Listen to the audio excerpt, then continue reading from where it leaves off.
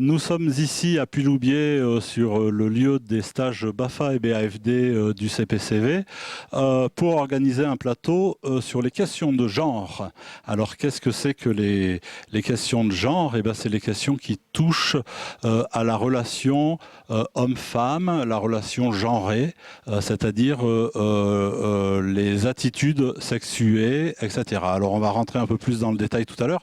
J'ai à côté de moi des stagiaires BAFA et BAFD qui sont eux-mêmes en stage ici en ce moment et qui nous font la gentillesse de participer avec nous à cette réflexion sur ces questions-là. Ces questions-là, donc dans le cadre de nos fonctions d'animateur ou de directeur d'accueil collectif de mineurs, donc de directeur de colo ou d'accueil de loisirs.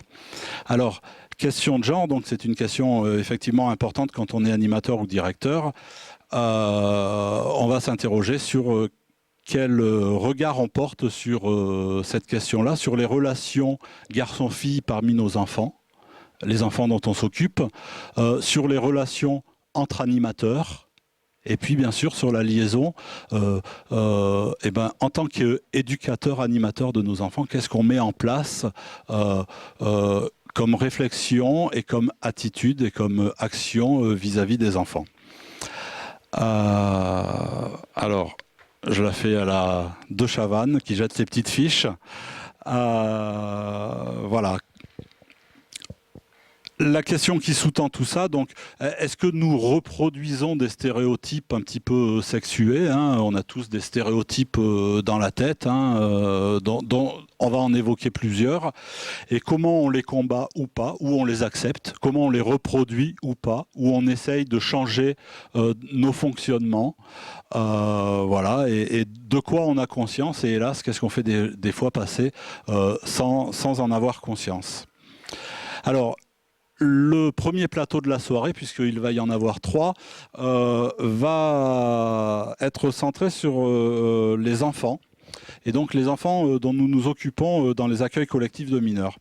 Alors, c'est vrai que les questions de genre et les questions de sexe, elles sont importantes parce que c'est ce qui définit souvent notre identité. En tout cas, c'est comme ça qu'on se présente en premier. Quand on nous demande qui on est, et les enfants, ils nous disent je m'appelle comme ça et je suis un garçon ou je suis une fille. Et puis c'est vrai que la première chose qu'on remplit, encore une fois, quand on décline notre identité, c'est monsieur ou madame. Hein, alors on a arrêté de mettre mademoiselle maintenant dans certains formulaires, mais enfin c'est quand même monsieur ou madame. Donc c'est bien notre identité première qui nous décline. Mais au-delà des caractéristiques physiques qui font qu'il y a des garçons et des filles, quelles sont vraiment les réelles différences entre un garçon et une fille? Voilà. Et les garçons et les filles ont-ils besoin d'activités spécifiques, par exemple? Est-ce important qu'il y ait des activités pour les garçons, pour les filles? On sait que spontanément, ils vont plutôt vers tel type d'activité ou tel autre. Donc on va essayer d'avoir peut-être une première approche autour de cette question. Est-ce que, à votre sens, alors je vais vous donner la parole chacun votre tour, est-ce que il est important de proposer des activités spécifiques, ou est-ce que au contraire, dans votre action d'animateur ou de directeur, vous préférez, enfin ça a plus de sens pour vous de faire du collectif garçon-fille, disons? Alors qui c'est qui a envie de démarrer autour de ces questions-là?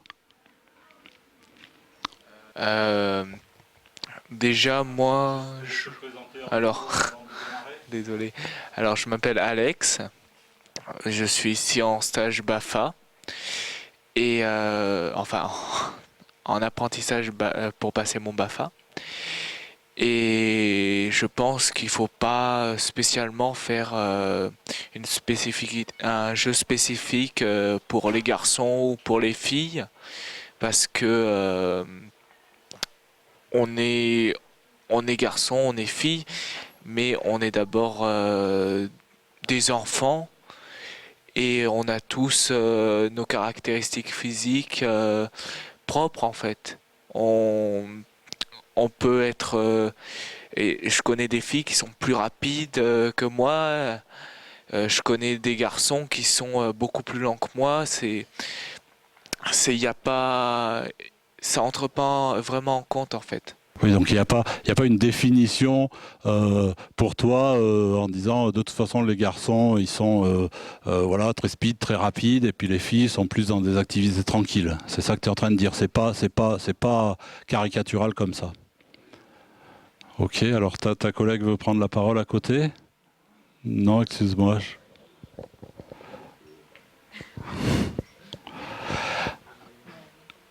Alors, Donc moi je m'appelle Audrey, je suis actuellement en approfondissement assistance sanitaire BAFA. Donc sur cette question, moi je pense qu'il faut vraiment pas mélanger faire des activités spéciales pour les garçons et des activités spéciales pour les filles, mais au contraire plus les mélanger. Au moins les caractères se mélangent. Ça montre vraiment, comme disait Alex, qu'un garçon peut être un plus lent qu'une fille et qu'au contraire une fille peut facilement rattraper un garçon. Et que les mélanger, ça permet vraiment de diversifier tout, leur caractère, leur capacité physique et leur mentalité. Parce que des fois, une fille peut être aussi mature qu'un garçon. d'accord. Alors une autre réflexion peut-être? Alors de la part d'un stagiaire directeur. C'est ça, voilà. Donc William, et je suis actuellement en stage BFD pour éventuellement voilà, devenir directeur. Pour cette question-là, c'est très intéressant. On est amené à prendre des décisions en plus quand on fabrique notre projet pédagogique pour décider des activités, est-ce qu'on fait des activités mixtes ou pas. Alors, je vais rejoindre un peu nos animateurs là par rapport aux activités mixtes.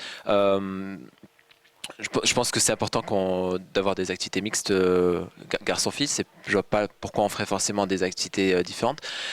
Surtout qu'on apprend le respect de l'un de l'autre, le partage, les différences. Et l'enfant a besoin de se confronter aux différences aussi les uns des autres pour grandir. Après, je nie pas les différences garçon-fille. Au contraire, je pense que c'est important pour l'identité de l'enfant, vous l'avez bien précisé, qu'on s'identifie de cette façon-là. L'enfant donne son prénom, je suis un garçon ou je suis une fille. Et l'enfant doit grandir en sachant qu'il est un garçon, qu'il n'est pas une fille. La fille doit grandir en sachant qu'elle est une fille, qu'elle n'est pas un garçon, qu'elle a ses caractéristiques propres. Et je ne parle pas seulement au niveau physique. Je pense qu'on est garçon ou fille, pas seulement physiquement, mais vraiment dans sa tête aussi. On est constitué différemment, on ne pense pas de la même façon. Il y a quelques-uns connaissent peut-être le livre et le sketch qui disent que les hommes viennent de Mars, les femmes de Vénus.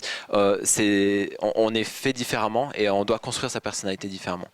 Après, je ne pense pas qu'au niveau des activités, ça change beaucoup, mais on va remarquer dans les activités de temps calme par exemple que les filles vont souvent être de leur côté avec leurs petites histoires de filles, leurs dessins de filles, leurs carnets secrets, leurs choses comme ça. Les garçons vont plutôt être de leur côté avec leurs cartes Pokémon ou leur petite voiture, leur truc centre d'intérêt qui les intéresse plus. Donc naturellement il y a ces différences là et je pense qu'il faut respecter ces différences là et en parler, mais après dans les activités je prévoirais pas forcément des activités différentes. Je pense que les garçons sont capables de faire ce que les filles font et l'inverse. Une position plutôt de laisser les activités libres se sexuer d'elles-mêmes, j'ai envie de dire. Donc effectivement, en activité libre, les garçons se retrouvent entre eux, les filles entre elles, sur des activités différentes. Mais dans les activités proposées, des activités dans tous les cas mixtes, hein, si je résume la position. D'accord. Alors c'est vrai que moi je connais par exemple des centres de loisirs qui fonctionnent en proposant plusieurs activités, par exemple une après-midi, chaque enfant a le choix d'une activité.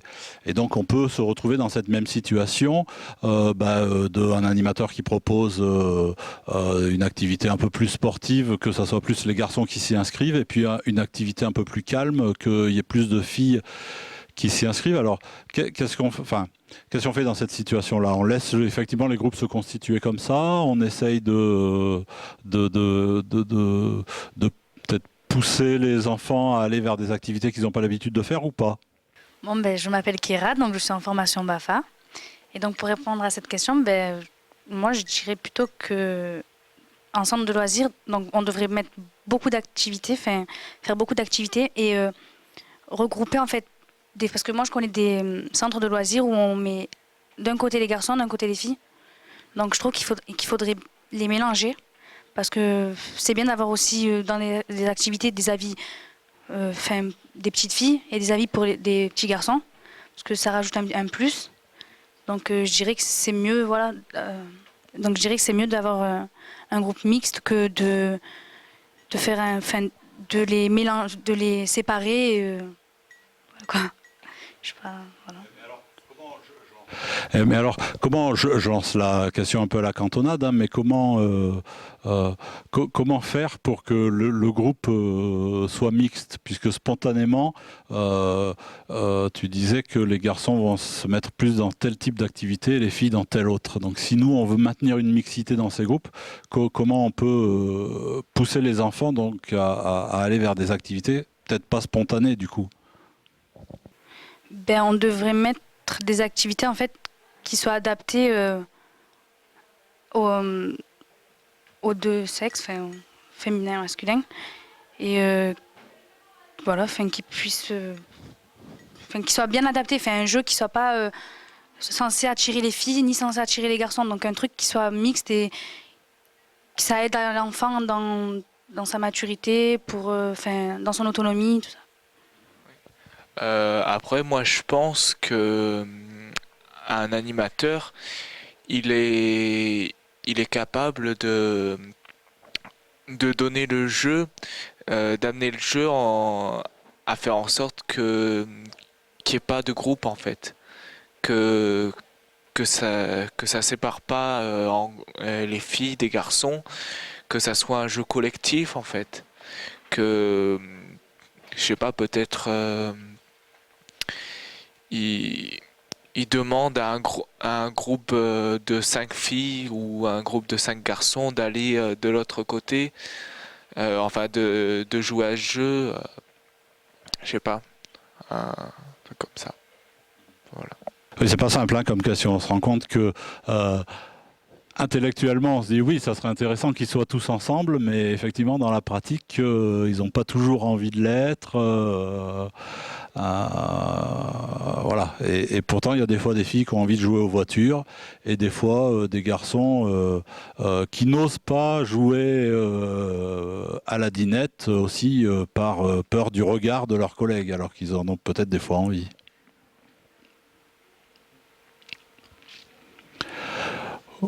Pardon ? Non, c'est une réflexion, mais il faut surtout pas se gêner pour intervenir si vous le souhaitez, parce que c'est vrai que les enfants, on sait qu'ils sont toujours pas toujours très tendres entre eux et peuvent vite traiter par exemple une fille qui a envie de jouer au foot de garçon manqué et la stigmatiser en fait comme un garçon. Alors qu'elle peut tout à fait jouer au foot en étant fille. Et puis en ce moment, en plus, le foot féminin est de plus en plus reconnu et connu. Alors que on a tendance, du coup, ses camarades, ses copines peuvent avoir tendance de lui dire « Mais toi, t'es pas une fille, en fait, t'es un garçon puisque tu joues au foot. » Voilà, est-ce que quelqu'un d'autre veut intervenir sur ce premier temps de débat sur les enfants ? Alors, tu n'es pas intervenu, mais ça sera peut-être dans le prochain débat. Tu te gardes pour tout à l'heure. Oui. Non, pour en revenir au jeu de la dinette avec les petits garçons, moi, quand je vois un enfant, un garçon jouer à la dinette, je trouve pas ça honteux. Donc, parce qu'un enfant, il a besoin de découvrir, apprendre. Donc, quand il joue à la dinette, pour moi, il est là pour apprendre, découvrir, voir autre chose. Donc, j'aurais pas un mauvais avis. D'accord, c'est très intéressant ce que tu dis et ça va faire la transition avec le débat de tout à l'heure puisqu'on va être davantage centré sur la position de l'animateur et c'est vrai que tu as une position qui est intéressante mais on va discuter effectivement, est-ce que des fois les animateurs n'ont pas aussi des réactions spontanées en disant en disant par exemple à un garçon dis donc tu fais la fille alors qu'il joue à la dinette et il fait pas la fille, il a juste envie de jouer à faire la cuisine. Donc c'est la question qu'on va aborder dans le débat suivant. Je vous propose pour conclure ce premier temps de regarder ensemble un petit reportage qui a été fait par les animateurs du centre de loisirs des Floralies à Aix-en-Provence et qui sont allés interviewer les enfants du centre de loisirs sur ces questions-là. Alors on regarde.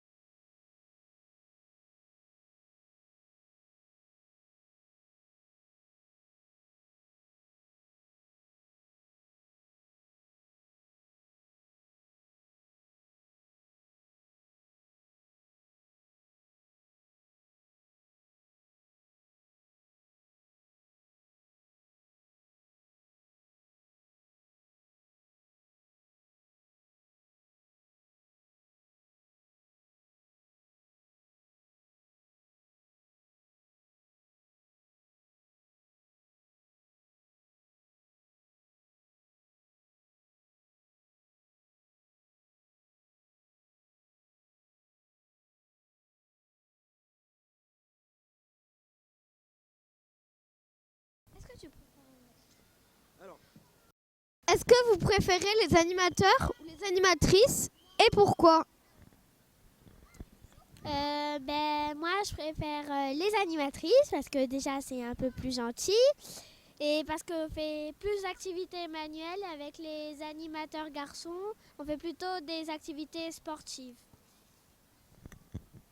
Et moi, j'aime les deux parce qu'on peut apprendre des choses avec les deux, on peut jouer à ce qu'on veut avec les deux. Et voilà. Par exemple, est-ce que tu jouerais à la poupée avec un animateur homme et pourquoi? Non, je ne jouerai pas avec parce que si déjà on peut ne pas aimer les poupées parce que c'est plus trop de notre âge et que les garçons n'aiment pas trop les poupées. Et maintenant, on est déjà assez grand. Moi, non, mais par contre, s'il y a des garçons manqués ou des trucs comme ça, eh ben, je jouerais bien. Voilà. Merci. Si tu devais jouer avec un animateur homme, tu jouerais à quoi? Moi, je jouerais plutôt à des jeux sportifs comme le foot, le ballon prisonnier et des choses comme ça. Et moi, je jouerais plutôt au foot ou au ballon prisonnier ou à des jeux sportifs, quoi. Déjà, s'il sait jouer aux échecs, je jouerai avec lui aux échecs. S'il sait pas, il sait pas, je joue pas avec lui. S'il vient chez moi, je regarderai la télé, donc le foot avec lui. Et je jouerai à la bagarre avec lui. Je le considérerai comme mon frère. Si tu devais jouer avec une animatrice femme, tu jouerais à quoi? Moi, je jouerais plutôt à des choses, par exemple faire des origamis ou des autres choses, mais je jouerais pas à des jeux sportifs. Voilà. Moi, je ferais plutôt des dessins, de l'écriture. Voilà. Selon toi, y a-t-il des jeux uniquement pour les filles et uniquement pour les garçons? Non, parce que par exemple, le foot, tu le fais souvent avec des animateurs garçons, mais il y a aussi du foot féminin. Et par exemple, tu peux jouer aussi à la poupée si tu es une fille manquée. Tu peux. Il y a des sportifs, vraiment sportifs comme les filles ou comme les garçons. Et pour les garçons, ceux qui aiment jouer à des petits Lego, tu vois, Lego Friends, ils jouent à ça, c'est des filles manquées. Non, parce que en fait, tout le monde peut jouer à la poupée, au Barbie ou alors au foot. Ou je vois pas ce qu'il y aurait de mal à jouer à la poupée, parce que moi j'ai un meilleur ami qui joue à la poupée. Est-ce que ça t'arrive d'aimer les animations pour filles? Non. Et pourquoi, à ton avis? Qu'est-ce qui te repousse tant dans les animations pour les filles? Parce que j'aime pas la pâtisserie, j'aime pas me décoiffer les cheveux, j'aime pas tomber. Enfin, c'est ce que je fais le plus souvent, mais j'aime pas. Enfin, plein de trucs. Mais moi, je te parle pas des choses de filles. Moi, je te parle des animations qu'on fait au centre aéré pour les filles. Je sais pas. Par exemple, est-ce que ça peut t'arriver de faire un collier de perles ou d'aimer faire ça? Non, ça j'aime pas. J'en ai déjà fait, mais maintenant j'aime plus. D'accord. Et à ton avis, quelles sont les principales activités, animations qu'on fait pour les filles? Genre la pâte à sel, les colliers, livres. Qu'est-ce qu'on pourrait faire d'autre? Fleurs en papier, jardinage, cuisine. Enfin, toutes les choses que font les filles en fait. Ok, ouais, je vois ce que tu veux dire. Et alors, quelles sont les activités pour garçons dans ces cas-là? Les activités pour garçons, c'est plus le sport ou le foot. Le foot, c'est très courant pour les garçons. Mais ils préfèrent plus les choses sportives, les garçons. Ok, d'accord. Les filles, c'est plutôt calme, on va dire. Oui, c'est plutôt calme. Et les garçons, c'est plus... C'est plus motivé.